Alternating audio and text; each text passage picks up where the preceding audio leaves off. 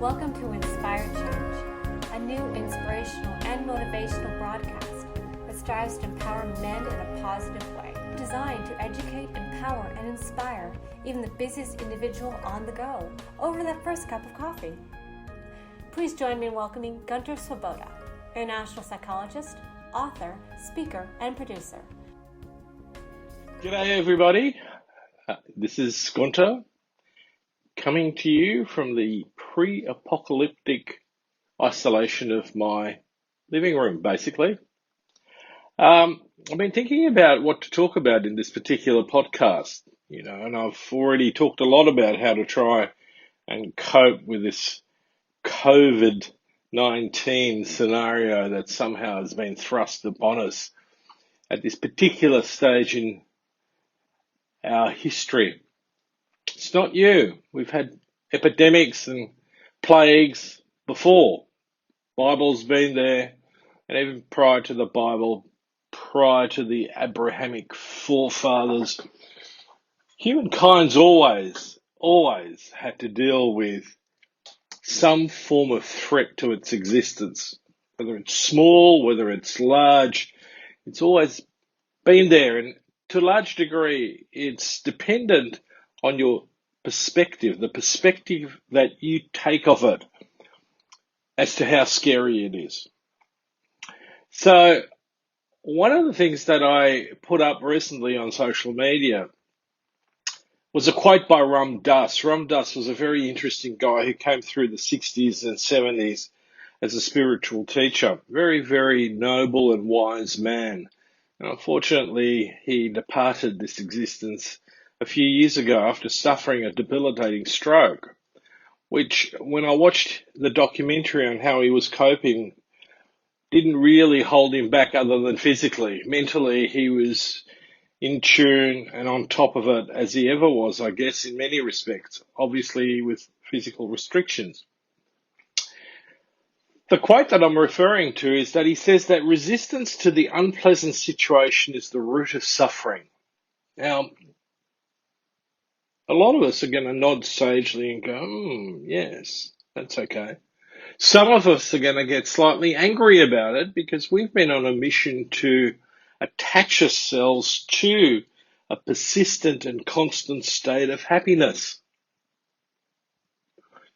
Now, I'm going to challenge you and ask you if that mission's really been all that successful, especially now.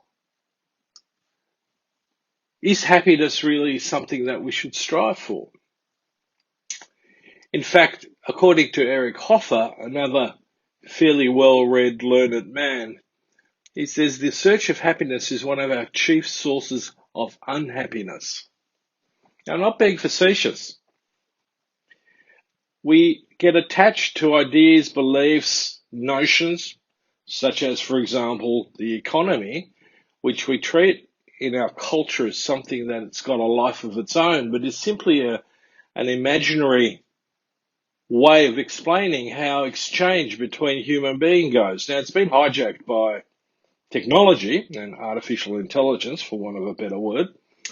But the reality is that at the basis of it, economy is simply a system of ethics, or at least it should be. But in our culture, it's been hijacked. And you can look into this further. There's all sorts of writings and podcasts and so on, the evils of capitalism.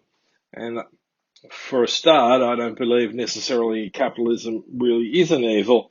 What I do believe is the problem is corporatism, which has really hijacked capitalism and basically found a way of fleecing the money out of our pockets collectively and focusing it into a very small part of the population. So that society struggles, especially when we have an event like this, a pandemic, where supply lines and so on are challenged, where people struggle to get basics. Now, let me bring in the whole idea of the great toilet roll debacle of 2020 during the beginnings of the epidemic. Now, the question is this: was there really a shortage of toilet paper? Now, I suspect the answer to that is no. There's always been X number of toilet rolls produced for X number of people in the population. Now, at the onset of the pandemic, the population didn't suddenly explode, to enormous numbers wherein the capacity to supply all these people was challenged, was actually inhibited. No, the numbers were still pretty well the same as the day before. Everyone rushed out to the supermarket to stack up their SUVs with as many toilet rolls as they could get. So what was the problem with that? What is it that we should learn from this? Well, there's a number of learnings out of it, but the key one is that we had a problem with getting toilet paper because some of us were greedy little pigs who decided to freak out and then stuff as many toilet rolls as they could into their little trough. It had nothing to do with whether there's enough toilet paper or whether there's a population explosion. It had all to do with greed, and greed is based on fear. And that's where we get addicted to consuming as much as possible. Now, interestingly enough, this could be a really good metaphor for the economy as a whole. Many people operate in the financial and economic sphere and hoard money. They hoard commodities, they hoard goods because they're afraid of having nothing. They don't do anything with it once they've got it, very much like hoarders who hoard because of their own psychopathology. They just stash it in their house. And if you suggest to them that, this is impeding your lifestyle, this is impairing your sense of self, your calm, your security, maybe you should get rid of some of these things, they freak out. They will fight you tooth and nail to maintain whatever it is that they've got stashed in their house. And it might be toilet rolls, or it could be money, it could be gold, whatever it is. Okay? So we come to a very, very important and fundamental question. And that is, are we really going to learn anything at all from this pandemic? I was listening to Russell Brand the other day, and he made a really good observation in that it seems that a lot of people are talking about some of the positives that are coming out of the pandemic. And, I'm on board with that. But the point that he got to was that why is that we are surprised that some of us in the population are caring for others or concerned for others, are bringing those who can't leave their house the necessities to continue to live? Why is it that we band together in support of each other in social isolation? It's like, whoa, hang on a minute. There's a humanity in all of this. And the fact that this is a surprise is staggering to me. Shouldn't that have always been there? Shouldn't it be a consistent, constant way of relating to each other in our culture? And this is where it's important to differentiate spirituality from religion. Spirituality really emphasizes that, in essence, it's the whole that matters. And in that capacity, my ego doesn't matter. So whether I'm rich, poor, or, have a little bit, ultimately in a crisis, I'm going to do things like include others in the bounty that I have.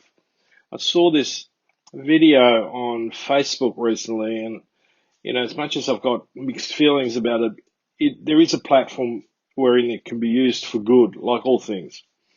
And it showed a homeless man picking up a wallet that a passerby had dropped. And he raced after the passerby and tapped him on the shoulder. And the passerby looked around, and the homeless man handed him his wallet. The guy immediately went and checked what was left in his wallet. And obviously there wasn't a lot of sound to this. The passerby then wanted the homeless man to take a reward, and he obviously gave the man some money. Now, I don't know how much money it was, but the next frame was absolutely amazing in a way. But it talks about, in pictures, that whole notion of humanity. The homeless man went to the nearest food hall and bought up all this food, packets of food. Actually, it was a food sort of stand. It was a street cart. And so he had both hands full of these packets, these carry bags with food. And he then went around, and obviously, like in a lot of American cities, unfortunately, there were lots of homeless people around. And he walked up to the first person and he took one of the carry bags and he gave that person the packet of food. And then he walked around all the homeless people around him, and each person got a packet of food. Now that's a spiritual act. That's not a religious act. It's not a political act. It's not an egotistical act. This man had no ego involved. We might go, well, maybe he liked, the fact that people were going to love him for this. I don't think so. When you're homeless, that's the last thing you think about. But what he did have was a heart, and he used that heart to the best possible way that he could, which is to share his fortune with those who were less fortunate. Now, unfortunately, in our culture, those many of us who have much and exceeding what we could ever use in our entire lifetime do not have the level of spirituality to share, to distribute their wealth to those who have little. Yes, a lot of people go, oh, so-and-so donated $1 million. Well, when you're multi-billionaire, $1 million isn't a lot. I remember hearing one day about Kerry Packer losing several millions of dollars at a gaming table. And I was like, wow, how much money must this guy really, really have to be able to just blow several $1 million in gambling? Now, once I figured that stuff out, I actually had a sense of nausea around that. That's disgusting to me. So one of the things I really want to challenge all of you who listen to me is, what is it that you're going to take out of this? And I don't want to make light of anybody's pain and suffering, especially if you've lost your job, okay? If I go along with Maslow's hierarchy of needs, we need to eat, we need to have water, we need to have air, and we need to have shelter. And when that's challenged, that's truly a devastating experience. But is that situation only ever going to be solved by economic means, by material means, or are we really going to need a higher level shift in our thinking, in our beliefs? And I believe that that is the case, that the lesson in this is fundamentally a spiritual one, which will flow into all the things that we think, feel, do, the decisions that we make, the relationships that we have with each other, the way we set up society, the way we're going to change how people get help, medical help, emotional, psychological help, social help, assistance. All of us are feeling the pain. And I'm the first one to put my hand up, is that one of the things that I actually miss the most at the moment is contact with my children and my grandkids. It's a painful experience. But I don't resist it. I need to feel it because it makes me feel the closer to them than I was if I were to resist that unpleasant experience. So the challenge to you all is, what are you going to learn? What are you going to take out of this? What influences are you going to consider after this? Because the pandemic is going to end. The question is, are we going to have to go through it again before we learn a lesson, or are we going to take this opportunity and really shift gears, really move outside our addictions, material and otherwise? Because a lot of the stuff that we're craving are simply addictions to cover up the pain and fear and hurt that we've experienced at a deep, deep level. And we need to heal those. I can't empathize with someone unless I heal my own source of pain, or at least come to terms with it, and process it, get a sense of what it's about. But in our culture, we tend to want to ignore it, and we always go for a feel-good. We reach for happiness as a panacea, more like a Valium, really. There is no constant state of happiness, because the moment I achieve that, I'm going to set the bar up a bit higher and I want something else. It might be, I'm looking forward to being on holidays, but when I'm on holidays, I'm looking forward to what I can do that's going to make the holidays even better. And it just goes on and on and on and on, rather than being in the moment today. If you keep thinking about when is this going to end finally so I can get back to normality, you got to remember, and this has been through the social media, that what was normal is not normal. We need to change. We need to take this as a wake-up call. So think about this. See what you can put in action, because it's necessary. And it will be necessary. Otherwise, we're going to go through this shit again, and we're going to go through it again and again and again. And potentially, at some point in time, it may take out the human race. Now, on that cheery note, I'm going to leave this little pre-apocalyptic rant, but take it seriously. Otherwise, we're condemned to repeat it. Now, there's a couple of people that are going to share with you their story about how they're coping amidst this pandemic. And I think that's also really important and well worth listening to do. One of the things that made us human and has maintained our humanity is the sharing of story. Now, it's not just fiction. Most stories are based on reality, at least someone's reality. And I think that's very, very important to share. Out of those stories come ideas about being, ideas about spirituality. It's also, unfortunately, brought about religious thinking. All right?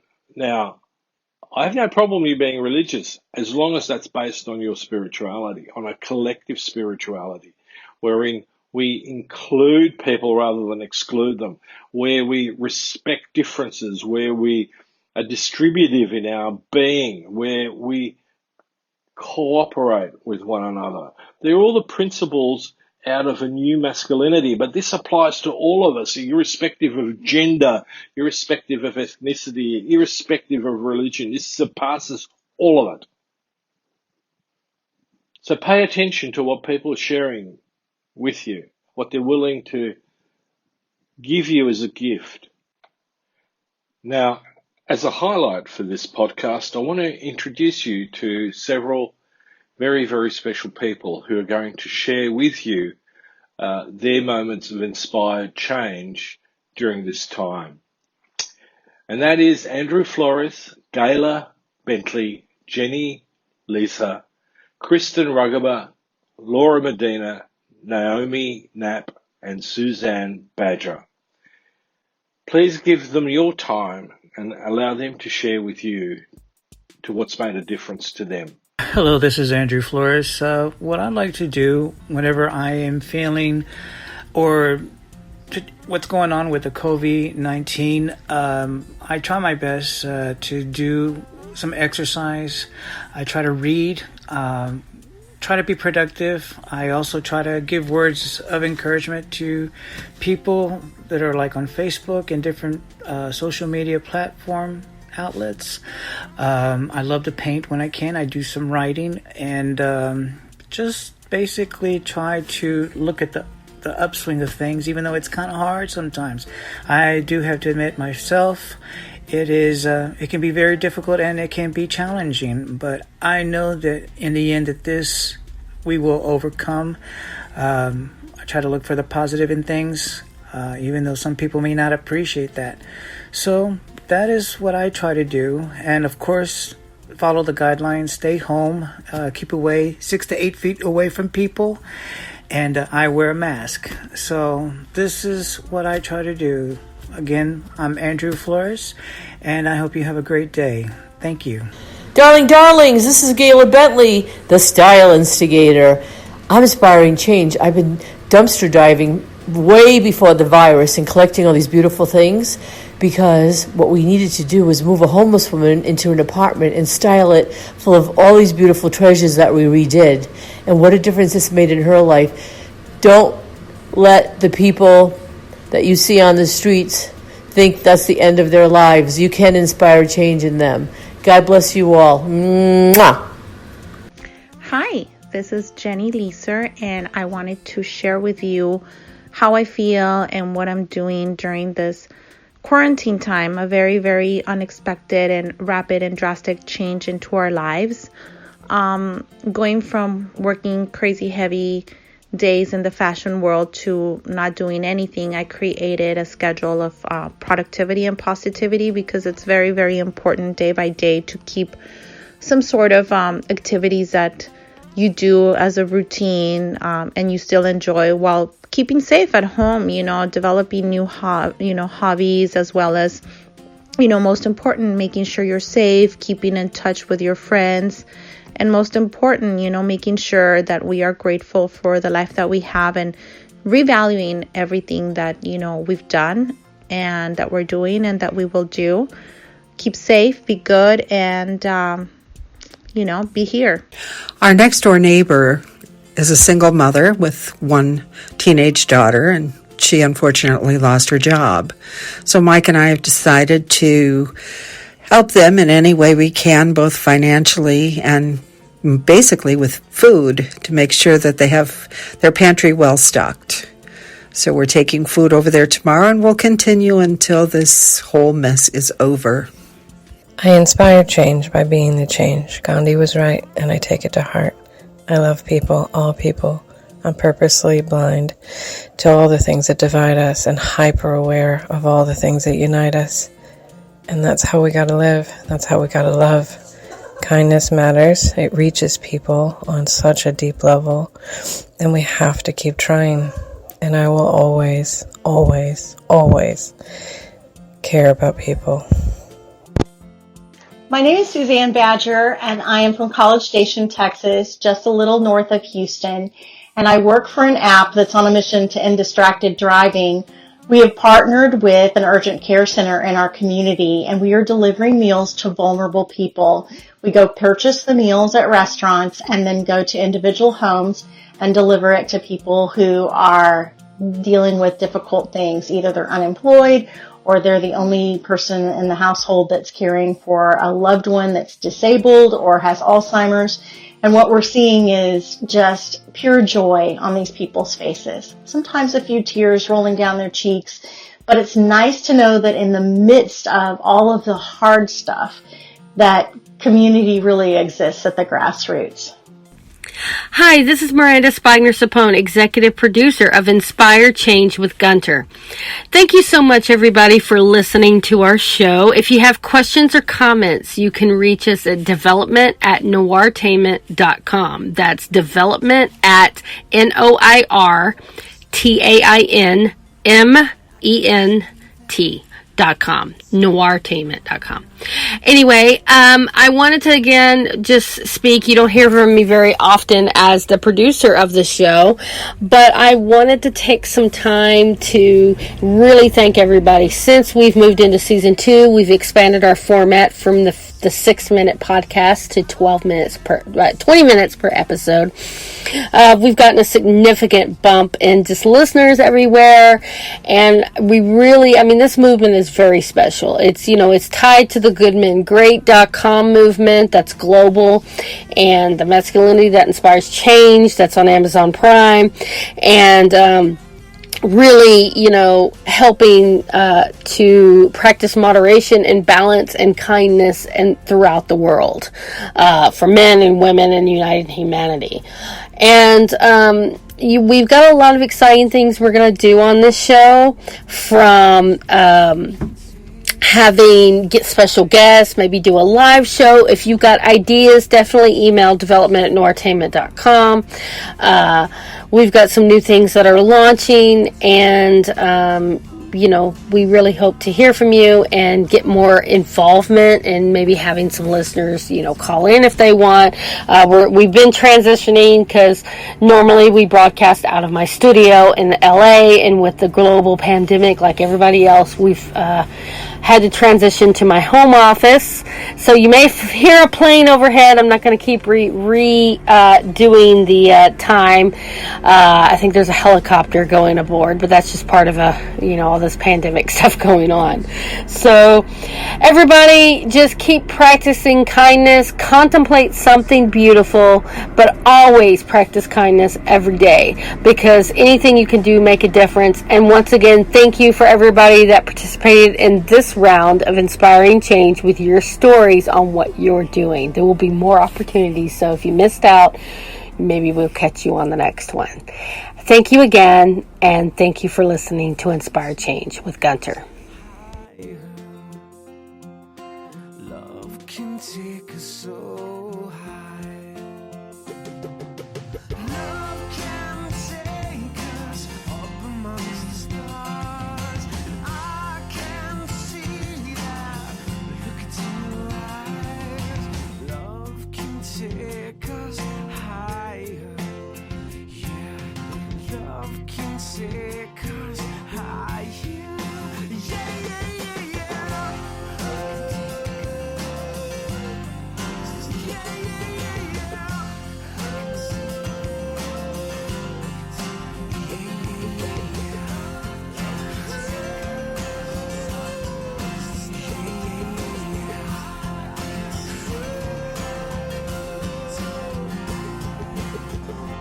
Love can take us up amongst the stars.